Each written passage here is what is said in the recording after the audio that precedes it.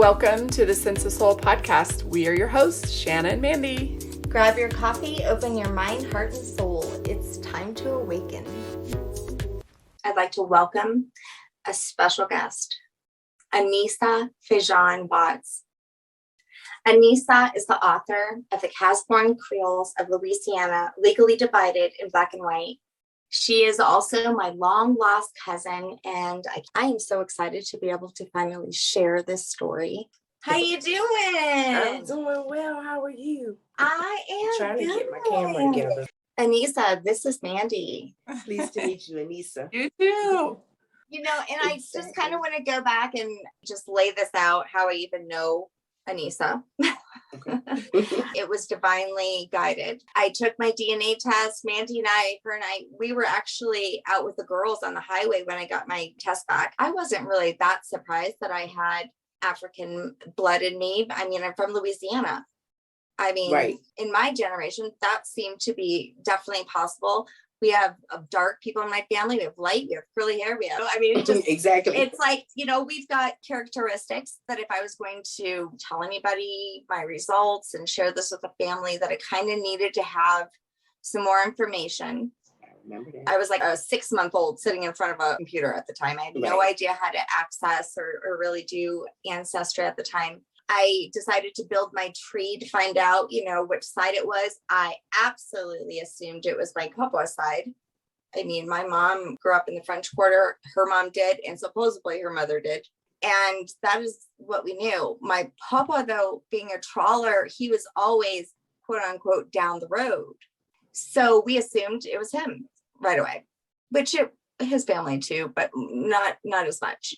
Not the consent. But and he pretty much owned his life being down there. You know, the denial really came with my great grandma and that side of the family. Just never look back. Never even tell you were anywhere near that road down the road. Exactly.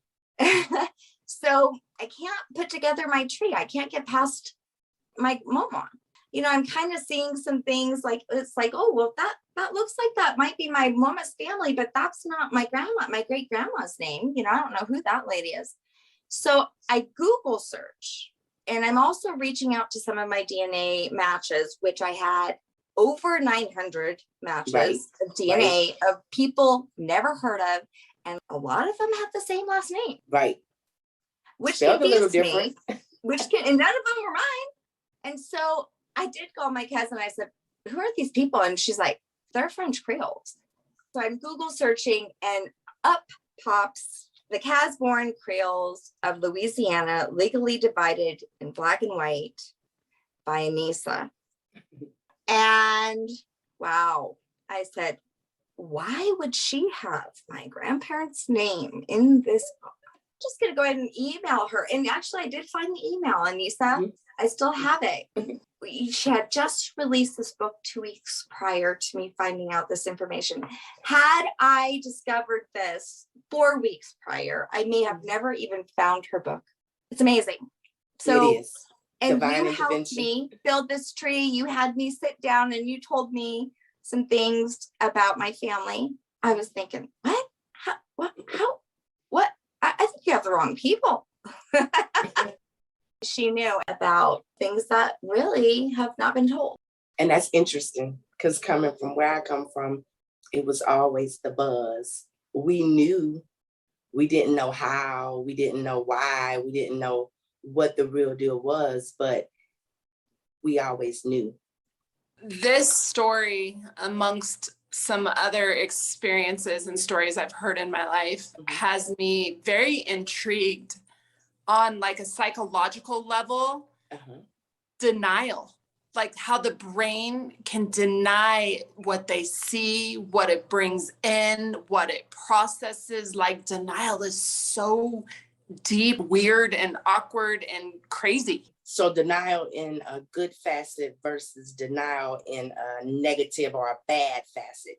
What these people were doing was what they thought was good. It was not a good thing to be Black in those times.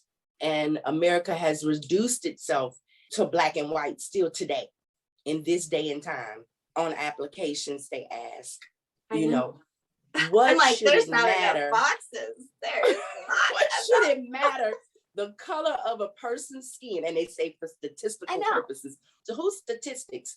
I'm still wondering whose statistics, because it's the identity of who you feel you are. You know, the ancestry DNA thing has definitely changed things. I mean, I wasn't just the Creole that I discovered. I also discovered I was 11% Jewish, you know, which also was never told, right? Yeah. So there's lots of denials in different cultures. I feel like for myself, I remember people telling me along this journey at the beginning, like, it doesn't change who you are. You're still Shanna. All those things don't matter. It doesn't change who you are.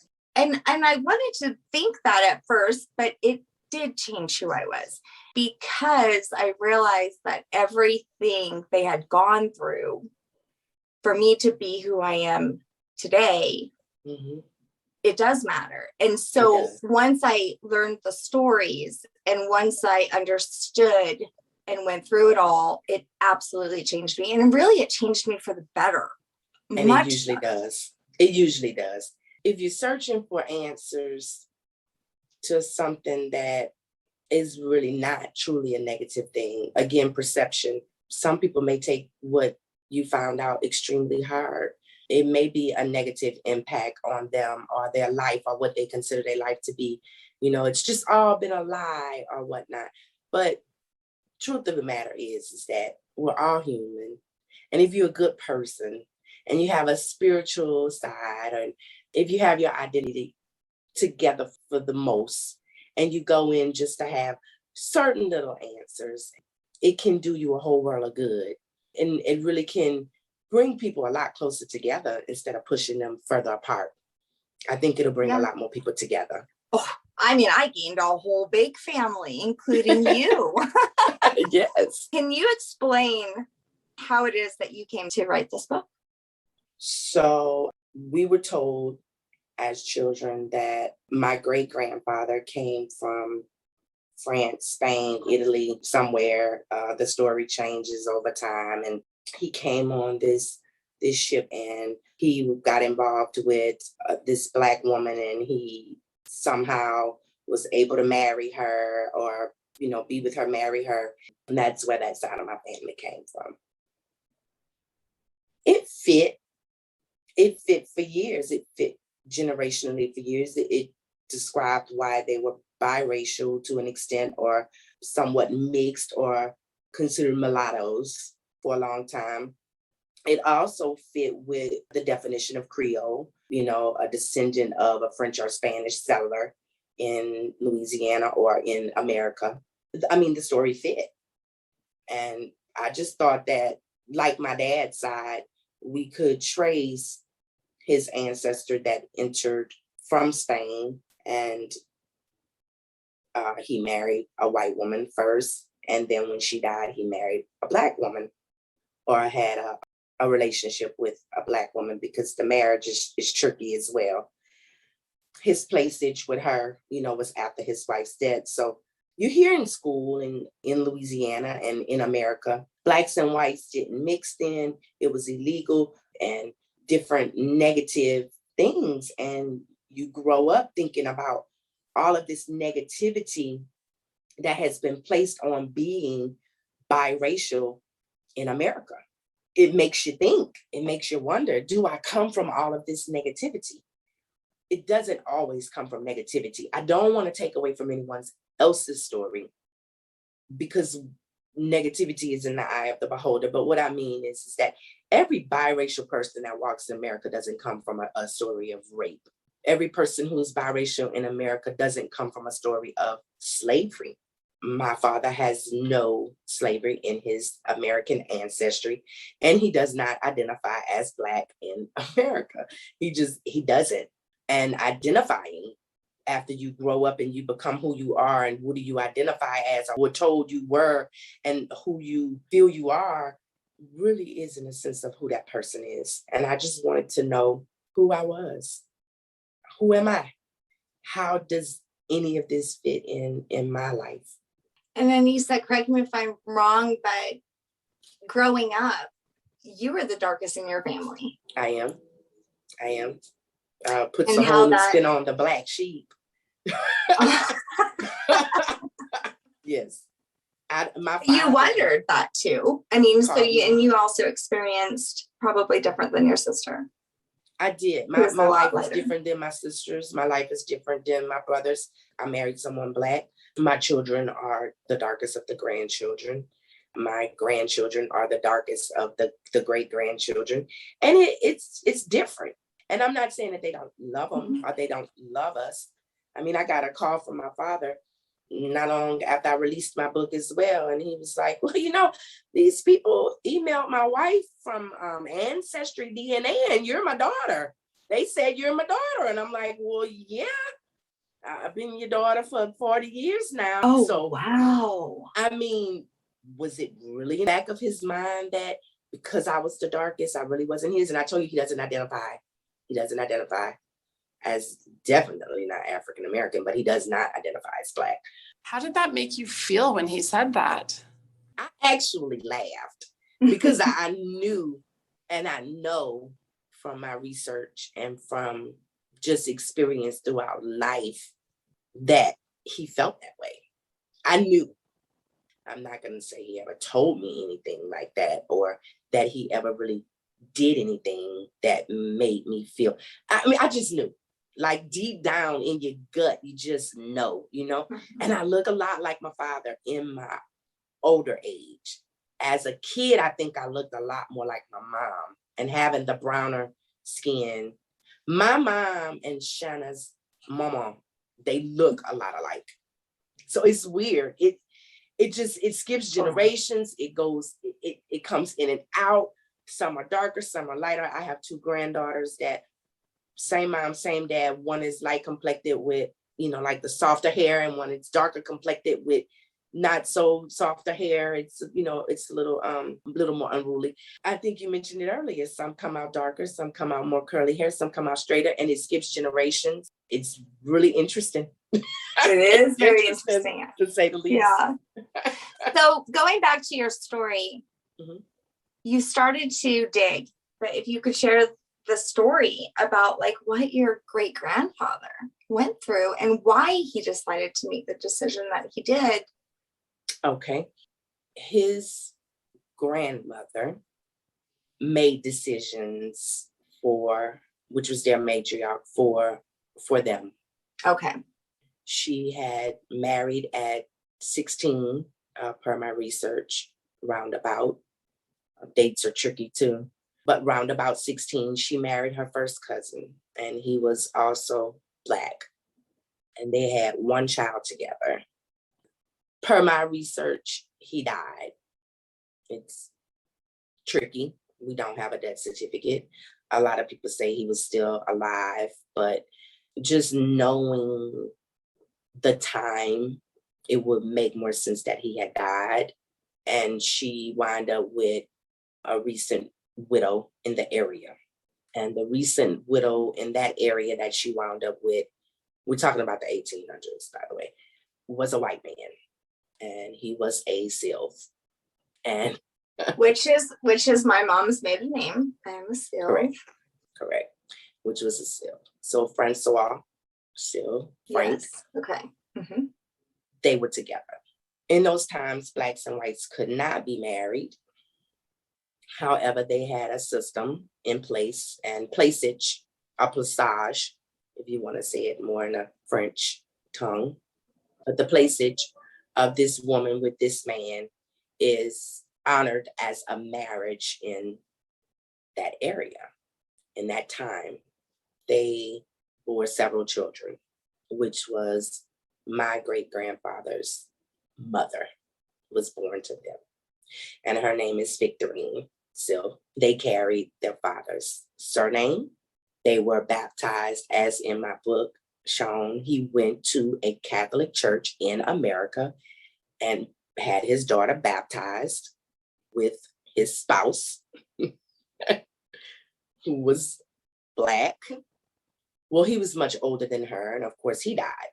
And she remarried again, or was placed again. Well, at this point, her children come out looking white. They can now go passe blanc, passing for white. So she's placed again with her new, which last name was Lafitte, and they leave down the road and cross over, and they move to St. Tammany Parish, Louisiana. So that trip was not from France or Spain or some foreign country. It was from another part of Louisiana, and they moved and they created an entire new identity. And their identity was that they were white. She left her oldest child, who would definitely show that she was Black, in that town. Now, his age at that point, he was old enough, he was probably already married or close to marriage at that point. And they had land and whatever. Blacks had land there. They were not of slavery descendants. Slavery may be in another country, but not slavery in America. They were not slaves in America. They were from another country that went through their own slavery situations. But in America, they were free people of color. And he stayed there. So when she left with Francois's children and her new husband's children and moved to St. Tammany Parish, they were a white family.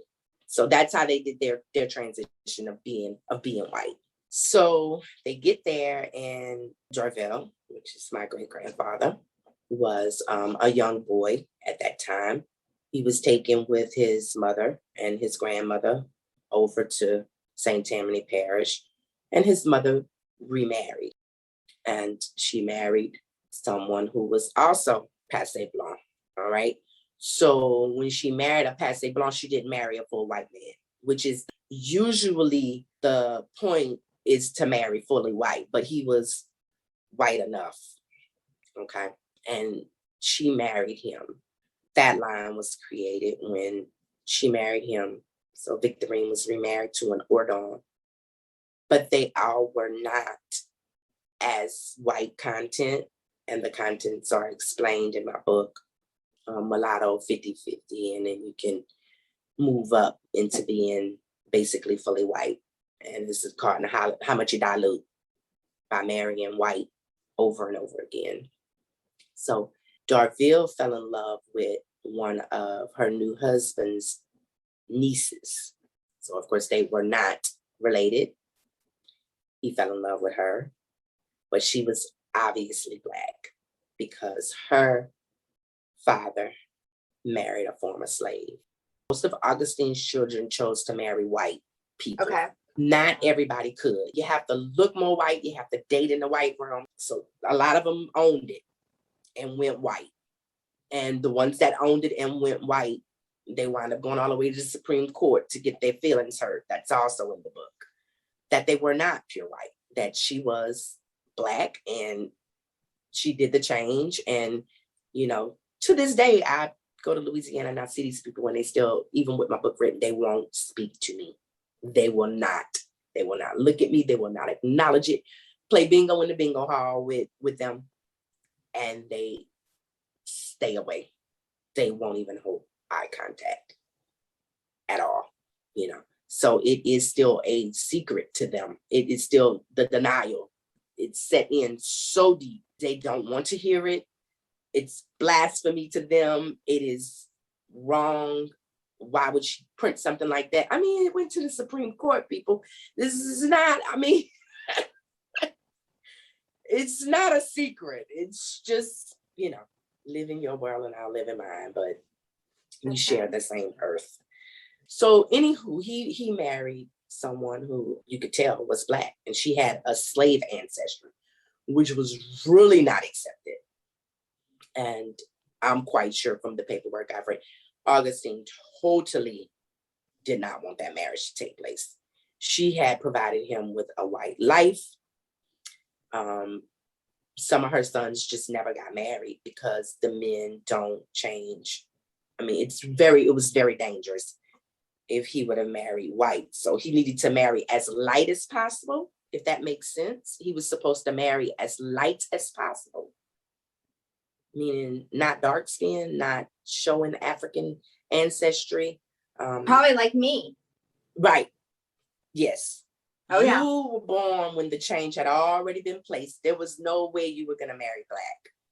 You were going to marry white, and they were going to ensure that you were going to marry white. That I can guarantee to you. So he really was the black sheep of the family then. He became, yes. And how did they accept that around St. Tammany at the time? Burning of houses. They thought he was a white man being with a Black woman. And the truth be told, he wasn't even white himself. He looks white. He died a white man. He died, you know, they felt like he was white. As the time changed throughout history, that time span, my grandfather was born in 1909. So by the time my mom came along, my grandfather's children, my mom, she knew she was mulatto to an extent. She knew she was mixed. How, she didn't know. A lot of secrets were kept. They were next door to children that were their cousins, and they wasn't even allowed to play with them. I've heard that same story from my family. Yeah, not at all allowed to associate. They were white, and they stuck to their white ground. And especially if the woman married a white man, you couldn't associate with your Black family. Anyone who showed the obviousness of color, I'll put it that way. Italian is used quite often. Spanish is used quite often. But these are historical mulatto people. Italians are mulattoes, everybody. Listen today. If you're Italian, you have African ancestry. The Moors crossed the Strait of Gibraltar. The Moors were Black. They were from Africa. Egypt is in Africa, people. Morocco is in Africa, people. I know we've redone the whole world to state that they're Middle Eastern. Get the globe, point it out on there. I mean, I had that argument with my sister. My sister was like, Egypt is not Africa. And you actually went to some of these places in your journey. I have. I went to Africa, definitely. I haven't been to North Africa. I'm headed to North Africa. I went to South Africa. In my journey, I went there because they had 3 levels of race there. And that was so interesting to me. The 3 caste system. Yes. So they had white, colored, and Black. And colored would be equal to being a mulatto. So let's talk about that, mulatto. Okay. Some people see that term as very, very derogatory. Oh, wow. I mean, they don't like it. I've heard that. I think that a lot of people don't realize that at one point, there was more of mixed race in Louisiana than there was of not. Black or white. Everybody wants it to be Black or white. The 3-tier system doesn't work for them because where do you place the middle tier? That's where the 1 drop rule came in, and they created this rule. Well, if you have 1 drop of Black blood in you, you're Black. We're not taking any chances. We don't want our good white kids to wind up marrying someone who has African ancestry. If you just put them all in this category, if they have 1 drop of Black blood, put them over here. They're Black now. They've been stained. It's a problem.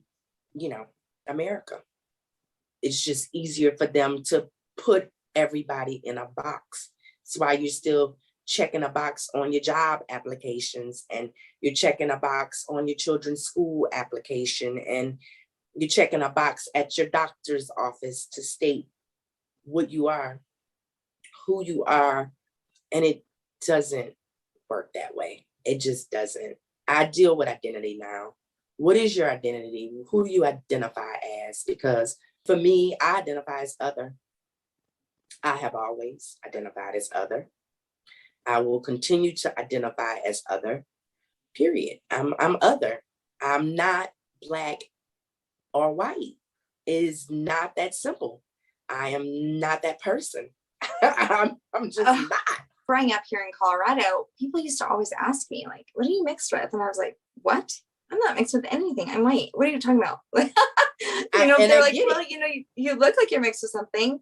And my kids went through the same thing.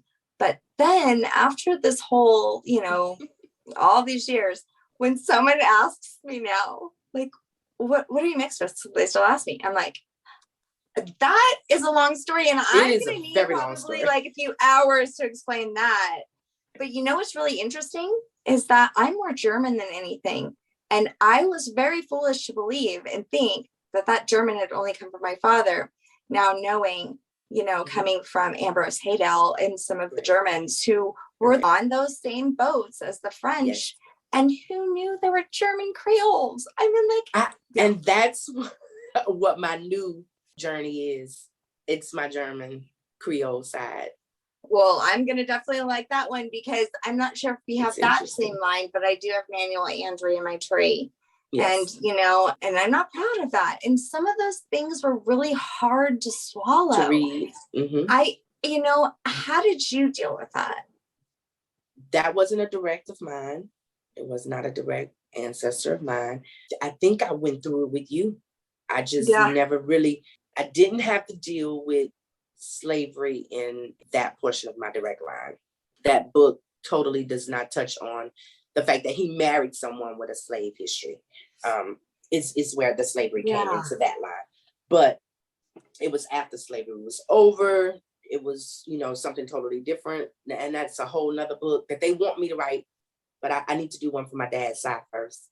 But when I went through that with you, literally, I did the research and I did it with you. And I was like, you know, Shanna, you're going to find some very tough things. And I remember us having this conversation. You're going to have to accept them and pray on them and understand that times were a lot different back then than they are now.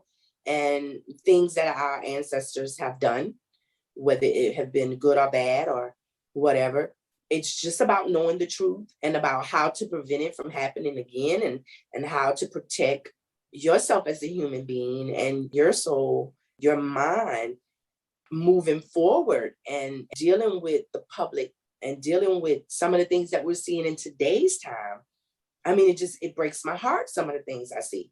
And that's on the white side, the black side, the mixed side, the people, the essence of really honestly everything that makes up this country. It's not all bad. And some of it is, and we have to accept that some of it is, and we have to know how to move forward. You can't bear his sins. This work is not easy. I was open to really knowing the truth of it, right? And yes, sure. But first of all, Anisa helped me with like my first 20, you know, she helped me with like a large chunk of my tree. And she said, Shanna, get to know all of them, learn their stories. You know, I could tell you some of them, but it's not my journey. It's yours. And Anissa, it was the most beautiful gift you had given me. Truly, truly, I can't thank you enough. I'm going to cry. It's been the biggest healing of my life. Awesome. And that's what I wanted it to be for you. Sitting there, telling you the stories, and it's almost like a brainwashing if I would have did it that way. It's like, oh, I met her, you know, this is what she told me. And yeah, it was pretty cool, you know, and you keep it moving. But what I told you was because I knew you wanted a deeper relationship. We have relationships with our ancestors, people. We do. We have relationships with our ancestors, just like we have relationships with our living relatives. And those relationships could be good. Those relationships could be bad. You want a lot more of the good relationships and to have an understanding than you want. Yeah, you do. The bad. I've gone through shameful periods knowing what some of my ancestors did. They're not the ones that I connected with. The ones that I connected with are slaves. And even though you may see one as weak or strong, let me tell you, it is the lineages of the worst stories I've ever heard that these people went through, that I've gathered my strength because I am a result of them. And and I am so proud and thankful that I even exist because of them. Exactly. And to own it, to be proud of it, is what they would have wanted. They prayed for that. You know they did. Yes. They would have wanted for you to be proud no matter what. You know, we live on as a result of our ancestors. We could not be here if it was not for the ones before us. I agree. My Black ancestors, my white ancestors, I have gathered a lot from all of them. My identity in its entirety is based on all of them, not just one. You know, some of them, that's why they changed over to be white. They were running from the Jim Crow laws. These people would have never decided to be anything other than who they were and what they were if it were not for Jim Crow laws. I would have to be a second-class citizen, and I have the chance to go be white, and I'm gonna go and own my piece of America sooner than later. They did not see that ending. Please note. Yeah. They did not see an end to that. That was their grim reality at that point in life. And it was like, run and go be white or live here as a second-class citizen for the rest of my life and my children's lives and children's lives and whatever. We have to do something about it. So they were courageous in their own right. I do not, and I told you that, and I said, each person's journey and the reason why they made the decisions they made them for the greater good. I don't think they did it for negativity. They had to leave a lot behind. People, listen to me. Many of them could not speak to their own brothers and sisters anymore. We didn't even know they existed. We didn't even know she had brothers, because the brothers would have carried the last name that would have absolutely pointed to where she was from. I was so angry. Yeah. I know. And you were really there for me, you know, saying much like you just said. But it was something that I really, truly had to go through, to experience for myself, to even find that forgiveness and understanding. Yes, exactly. So what I told you, I'll walk with you. I'll hold your hand to a certain point. But at one point or another, if you really want to know, you have to move forward yourself, and you have to keep digging, and don't let it get past you. Keep digging. Call me every now and then. Let me know what's going on with your research, because this right now, honey, is going to be your journey at this point. This is about you. I said, I did mine. I wrote mine in the book. Our ancestors not cut and dry because of this. Right. Because, I mean, my great grandma's name is completely different. The first name and the last name. When Anisa helped me discover this, I mean, it blew my head off my body. Do you remember when I told you go dig in those papers? I said, go dig. You have to go to those papers and you have to dig. But I had to pick my jaw off the ground first. It just was so shocking to me, but I really needed to know what it was that someone would go to those lengths. 85-year-old secret, huge family. And why would someone deny their culture, the memories, their story, the pictures that I've received and the stories that I've now learned about her through her brothers' families who didn't pass. And I mean, of course, like Anissa said, I mean, my family has grown so much through this. Yes. And I wish I would have known those stories growing up. I mean, no regrets. I do believe that everything, you know, happens in its time. But I think it's time. Yeah. That's just kind of why well overdue. But there's a lot of history that hasn't been told. You won't find a bunch of books on Creoles in a library. How many? Right. And most of them will be cookbooks. Exactly. They think we're a dinner choice. It's really sad because being as though it's coming out, there are more people of color choose to identify. We got to use that word again. Choose to identify as Creole. A lot of the white, per se, will not. Now they'll say they're Cajun. Cajun. Yep. They'll say they're Cajun.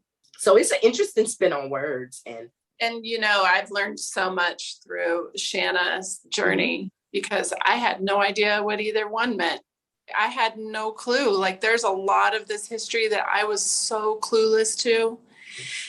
But I will tell you, when I did my ancestry, I felt so much shame and sadness that I was as white gets, because I didn't want to be. I didn't. I'm serious. I called Shanna. I was just like, oh my God, like I'm as white gets, because I felt shame. I do. I carry that, especially after hearing stories like what I've learned through Shanna's journey. Mm-hmm. Don't be ashamed. Own it. And just be a better white person. Because this was so life-changing for me, and because I am going through it, and because of all the history that I learned that hasn't been taught to anybody, definitely not in your American history books, I feel like I want to share it with people, because I feel like it would make a difference if they knew the truth, or at least if they were able to expand even their knowledge of their own ancestors, and learning that we all have, those roots behind us. It changed me as a human being, not just as Shanna, as just a human. My son had said, Mom, you are a white woman. Nobody wants to hear about racial issues from a white woman. And I said, well, I understand that. But my grandma, who wasn't really a white woman, had absolutely denied who she was. And people don't even know that was actually a real thing that happened. Right. So when I share it with people and they're like, wow, my God, I didn't realize that. I'm like, yeah, did you also? For you? No. I don't think I never make it about me. I always try to stick to the history and the fact that, did you even realize that Louisiana was more than just one fucking state? I mean, it was 16, it touched on 16 places up and down the Mississippi. I have to first point out that. I know. Just almost giving them those breadcrumbs to go and discover the real truth about how this country started. People to this day, when I spoke to the DNA cousin that I'm working on our story, he is a very, very high content of German. I'm a lot lower content of German and more French and Spanish. But I knew the German was there and I never knew how. And I'm working on how now. You kind of put it together. It was Germans on the boats with the French and the Spanish that were coming over at that time. It gets to be really tricky. And then you have to look at the way it opens up when you look. You start off with a mom and a dad. And then you have 10,000 people that are related to you in a tree. And you're trying to get to know every last one of them. So can you imagine how much my brain suffers? Oh my God. And what was so funny, Anissa, is I said, well, I found all about this one. And then you said, you just wait. They're going to keep knocking on the door. And oh my God, I was wrapped up in that shit for years. It was like I had miles of ancestors waiting for me. They just keep knocking and knocking. It's like, I want to be heard. I need to be seen. I need you to know my story too. This is important. Listen to me. And I'm like, and I told you sometime I just have to shut off my phone, shut off my computer. You were interested and you were ready to dig. I was ready. And you know what? I realized that healing needed to be done. But guess what? In January, my cousin and I took a road trip to Davant. Oh, wow. I had been in contact with my mama's first cousin. They actually lived in the home that my great-grandmother's mother lived in. In Davant. Okay. And so we show up to this little, I think it's a store. I mean, it was kind of like an in between a gas station with no gas. And they had a few people in there, and there on the back of the wall, there was all these black and white pictures. So I'm looking at the pictures on the wall, and all of a sudden I sense this lady next to me. Okay. And she's looking at the pictures now too. Yeah. And I'm like, I think my family lived here then. And she was like, who's your people? Girl, there was 6 people in that store, and every one of them were related to. Yeah. With my grandparents' last names. And of course they knew who had sent us to the cemetery. Well, the constable walks in and says, well, let me take you on a tour. Oh, and there we follow him, and he tells me all this right here was your land. And then he said, this is where the first French Creole school was. This is where I went, and where, he's saying, and my grandparents went, and your great grandparents went. We went to the cemetery, which is one of the oldest there. I was standing literally on my family's tree. Wow. And it was amazing. All of them, their last names and all the people on my tree, and I'm sure some of yours, and because there was even Phil's, and it was one of the most beautiful experiences of my life. First of all, these people are relentless. They have, not only have they gone through racism, I mean, and some of the worst racism comes from Plaquemines, with having Leander Perez in office for over 50 years, one of the most racist segregators. Can you imagine? No. I would like to do history. I would love to do history, you know? But, you know, my papa did not like that man. Everyone will tell you in my family that he hated him. But so they've also gone through so many hurricanes. And when you hear that hurricanes took out New Orleans, let me tell you about what happened to, you know, the mouth of the Mississippi. And then BP oil spill. These people have gone through so much. So that house that they lived in is no longer there because Katrina took it out. And they no longer have a business there because BP oil spill took it out. But yet they stay. Some of them stayed for all these generations. I don't know. Maybe some of them are suffering from what their ancestors did. They still hide it. They still don't want to admit a lot of it. In the fact that we know what took place. We know that racism broke up literal families back then. Yeah. But the living have to own their own ancestry. Each person is responsible for knowing their own, or for learning about their own, and for understanding it. You know, I know for a fact that I have traits from my ancestors. I know for a fact. I'm not confused on that. That's right. That's something I know for a fact. I can look them up and I can read about them, and I have wrote about them because I carry them with me. You are what you're made of, and you have to identify it and know about it in order to either keep the movement going or to know about it, to be strong about it. I do want to touch on the fact of what your son said to you. In a child's mind, and whether they're an adult child or a child, your identity is that of a white woman. Mm-hmm. It's not gonna affect you or him, but he feels it though it will. When I say affect, I mean he fears that I'll be correct. That's I'm trying to say that in the that's exactly it. He doesn't want you to get hurt behind what you found, you know, and that means destroying relationships that you have, or that you could gain or would gain, or, you know, learning about it, sharing it, and you've come a long way. Also knowing the struggles and the limitations that are set, even with learning about it and sharing it. But Anissa, the one thing I've learned probably the most is that white privilege is a real fucking thing. And I needed you to say that.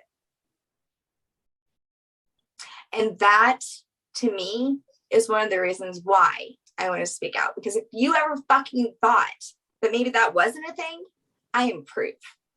Your experience and my experience, and I have this conversation with people when they still tell me, yeah, you know, I don't know why Black people really think that that's a thing. I don't think Black people think it's a thing.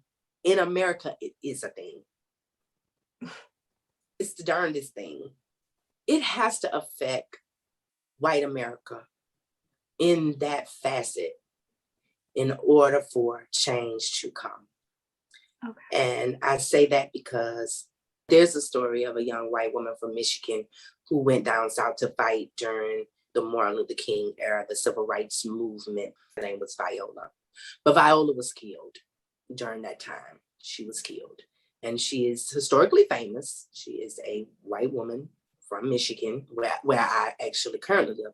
I learned about her years before I ever did this book, just on a whole civil rights movement research project that I was working on, trying to learn about it. But if it wasn't for young white American women and men that just knew that it was something wrong going on, that stood up, that helped out, the civil rights movement would have never been successful. White people controlled this country at that time. And although some of them still believe that they are more privileged than Blacks and that they deserve more or that they've done more for this country than Black people have done in their way of thought, if it wasn't for the white Americans that stood up for Black people, we would not be anywhere today. And that's just the truth. Whether it's a real white person or a half white person or a passe white person or whatever, this woman was a white woman from America that stood up for Black people and wound up being killed for it. She paid the ultimate price. She was sacrificed in that era and is known for being sacrificed. And she was a young college student. She jumped on a bus. Yeah, but why don't all of us know that story? I don't know that story. It's there.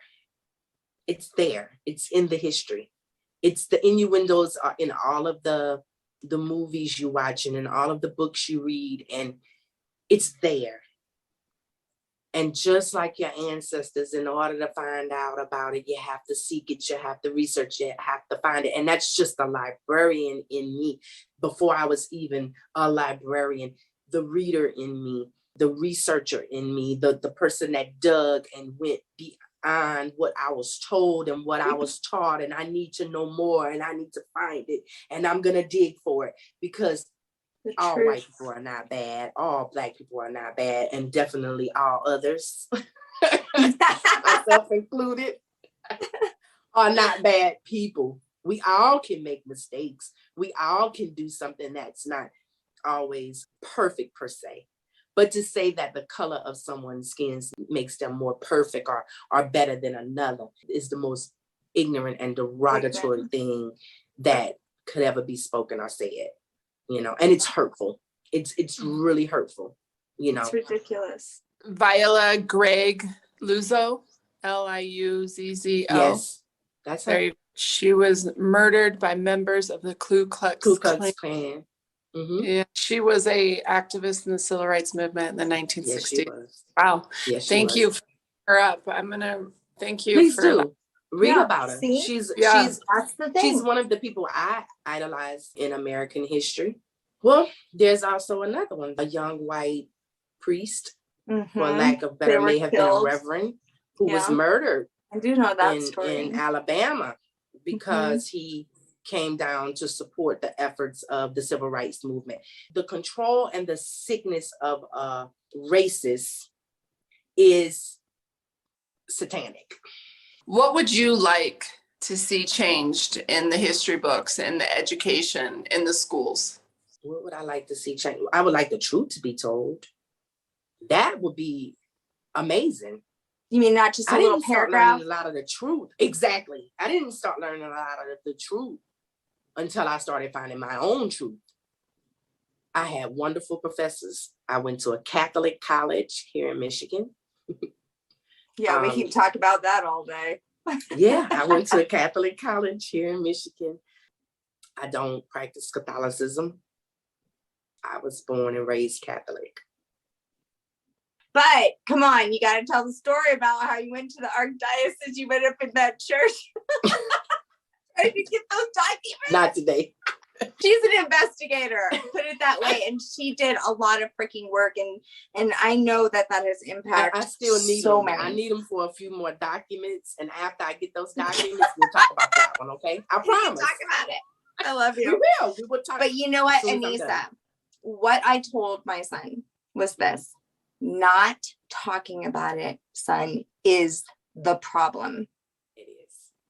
I said that is the problem. Pretending it doesn't happen, or that I didn't just find out all this history and me not talking about it, that's the problem. You're exactly right. Getting out of the history book. So when she brought up what would I like to see change, if you don't tell the truth, if you don't express it, if you don't teach the future generations, we're gonna go right back into, we were close. I think we were so close to Civil War, literally. I mean, you know, a lot of people think I'm just No, I thought the batshit same. crazy, No, but I mean, right here in this country, in this day and time, from the time that we met, Shocking. it wasn't like that to No. now we've been knowing each other and we've been through that. And then it seems like through that whole time, we couldn't even connect. It was just life, but we didn't. And now that it's over, all of a sudden, here we come again and we can meet up and sit and talk. That was exhausting for a lot of Americans. It was exhausting. It was a lot. It was a lot. You know what I'm having a problem with lately, and one of my struggles is I don't trust what people call facts. Like, it's a fact.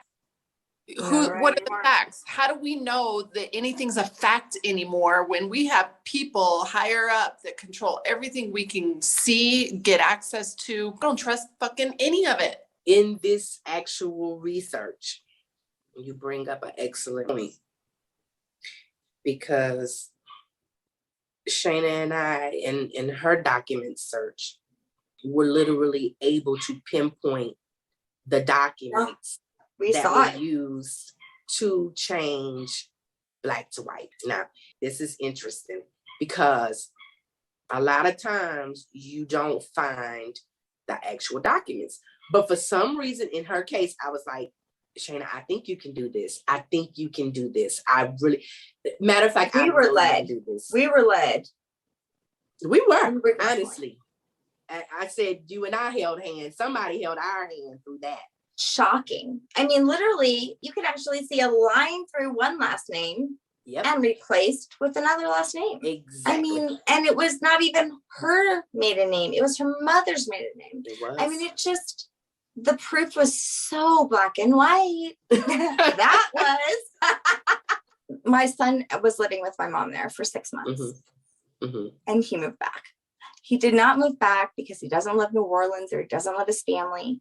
But he hasn't grown up in that culture. Exactly. He doesn't understand that. You know, David Duke lives in, the same city as my mom. He has never witnessed that before. And, I'm glad that he did. Witnessed what before? Like racism at its finest. Yeah. Racism at its finest, honey. Y'all want to hear a funny story about David Duke? Oh, yes. When I was a kid, it was a white family that moved in, and guess where they were from? Plaquemines Parish. Their ancestors were the neighbors of my ancestors. The Turniches moved in next door to my mom's house when we were kids. My mom was a divorced single mother at the time, and a white family, a husband, wife, and 3 children moved in next door to our home. We lived in a small town in Louisiana, nice brick houses, middle-class neighborhood. We walked to school every day. The people come out to post David Duke signs. So whenever he was running for that election in history, I don't know what year it happened, they came to put out the signs, and the people next door was like, yeah, you can put a sign. And I'm sitting out on the porch and I'm like, I know they're not gonna put this damn David Duke sign out here, on this street. You got Black neighbors on this side, Black people on this side, another white family right here, white family across the street, Black family across the street. We don't want a David Duke sign on our street, okay? But it's still on, and do what you wanna do. So they come to tap it into the ground. Same thing they do today in America. They tap the little lawn signs, and it's David Duke, and it with these blue and white signs. I'll never forget it. So the guy comes down a little further, and he's like, "Can we put out?" I said, "Man, you put a David Duke sign out of." I said, "My mama gonna come home and kill me." I said, "You need to pick up that one you put over there." I'm like, "No, we don't want a David Duke sign. We don't need those problems on this street, sir. Please, you and your little signs, just go away, go away, go away." So that evening, the wife came home and she gets out of her car and she snatches the sign out the ground and throws it in the garbage, and they removed their own sign. But the husband and the wife's view was totally, obviously different, but in a political aspect, you can live in the same household.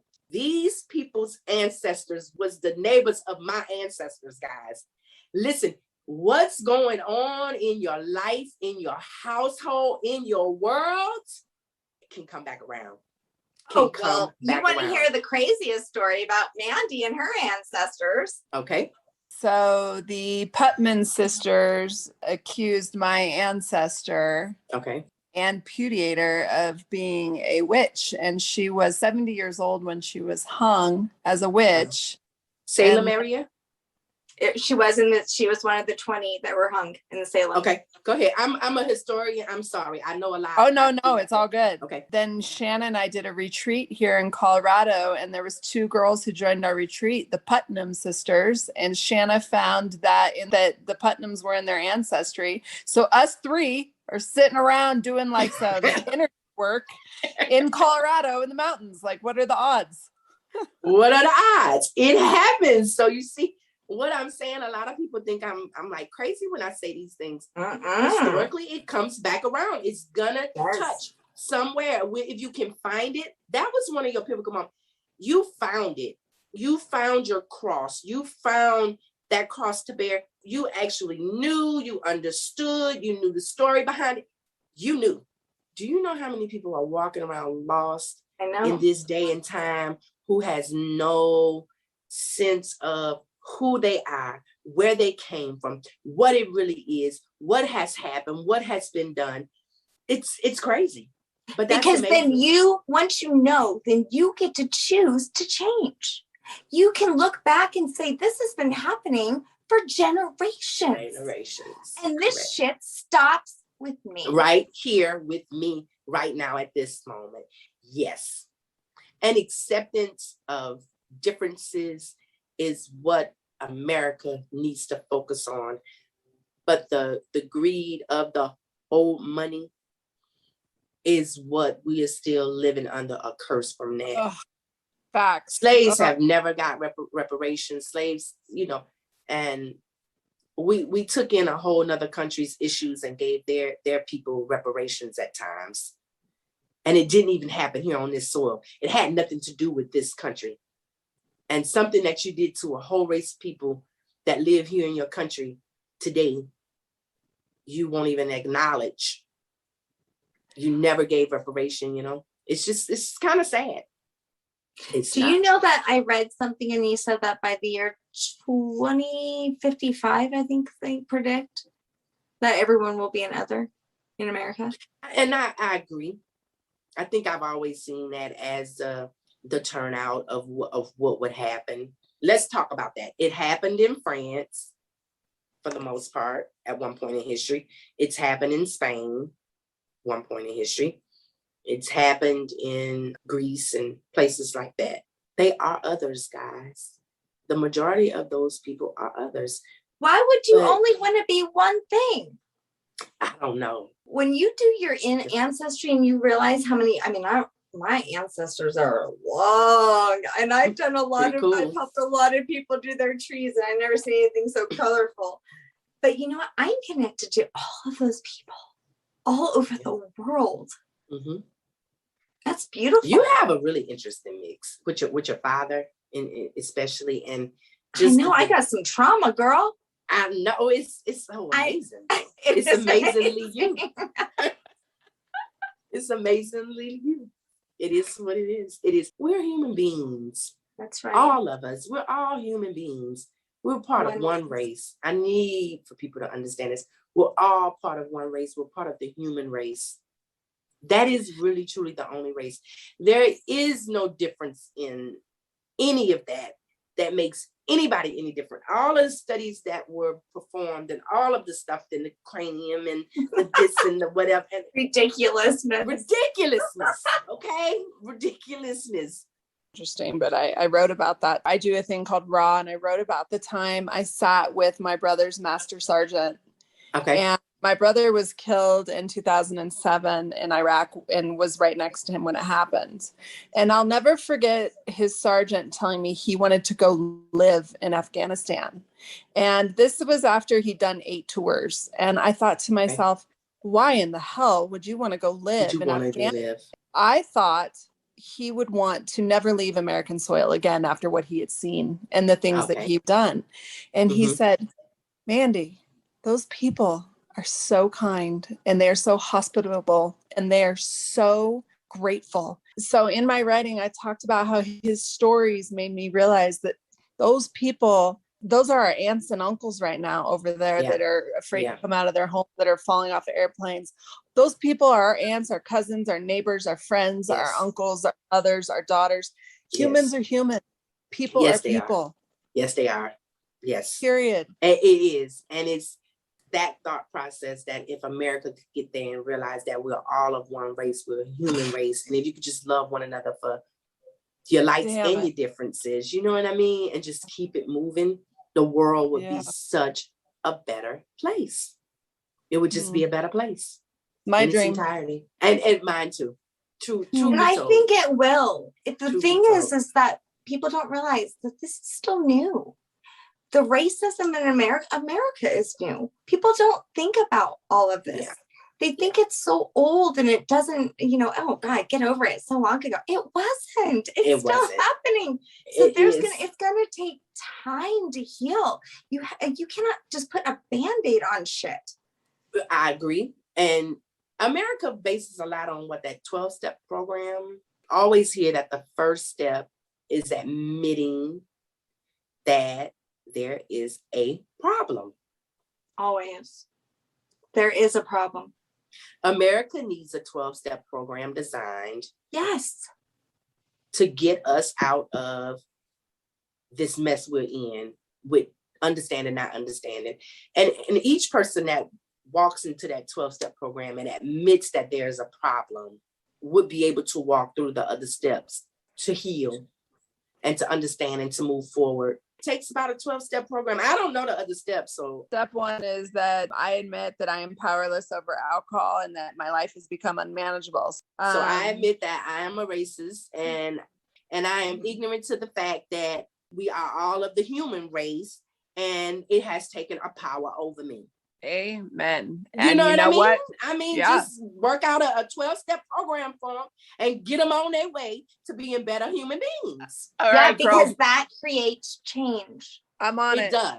Look at how race and racism is just affecting the world today. What about the Meghan Markle and Prince Harry marriage? It was just supposed to be this beautiful thing. It was not going to be any racism over it. It was going to be, whatever. And then you find out that, of course, they're worrying about how dark the baby might come out. Future children may come out. Guys, these are the untold true stories. Listen, people worry about this stuff. 2021. 2021, they're worried about it. I predict that 100 years from now, when we could look down and watch a podcast going on, it'll be an alien from another planet on there talking about what I mean? Talking the same shit. It'd be interesting to hear. But I thought it was hilarious. The Pope said, well, if they're real, I will baptize them. Yeah. Why not, huh? You're baptizing everybody else, fool. Else, I guess he said we'll take them too. They Jesus in their life. Oh my God. And now it's time for Break That Shit Down. If you take one thing from this episode and you learn something new today, talking with me, that right there would make me happy. That's my last thought. If you learned one new thing today through this episode, that would make me really happy. Well, I mean, Mandy says it all the time. We're students for life. Yes, always. Always. We should always be willing to expand. Definitely. Yes. Expand knowledge. Learn something new every day. And if you learn something new, then, I learned something new, that your ancestor was one of the 20 in that Salem, which is always very interesting to me. I don't just research my own ancestry. I research history, period. God, thank you so much. Felt like I just wanted to thank you too for guiding Shanna. And it's been beautiful to see and hear how you have helped Shanna on her journey. So thank you. Thank you so much. Thank you. And you are very welcome. And Shanna is a better person for it. She is wiser because of it. And I'm so proud of it. Let me tell You're you, beautiful. I'm proud. I'm so proud of where I come from, but I have to laugh. It was like summertime. Mandy came over and I was watering my grass, and she walks up and she goes, "You could have never passed in the summer." She gets dark. She does. She gets dark. So funny. It is is. in my It genes. is. You have a Yeah. beautiful inner tan that no one could ever take from you. Aw. Love you, Anissa. I Love you appreciate too, you cousin. so much. Many blessings. You too. Join me on my ancestral journey as I untangle my roots and set out to uncover the stories of a forgotten culture and discover true history never told. You can find my special mini-series on my ancestral journey on Sense of Soul Patreon, along with many other benefits and episodes, monthly readings, women's circles, and much more. Thanks for being with us today. We hope you will come back next week. If you like what you hear, don't forget to rate, like, and subscribe. Thank you. We rise to lift you up. Thanks for listening.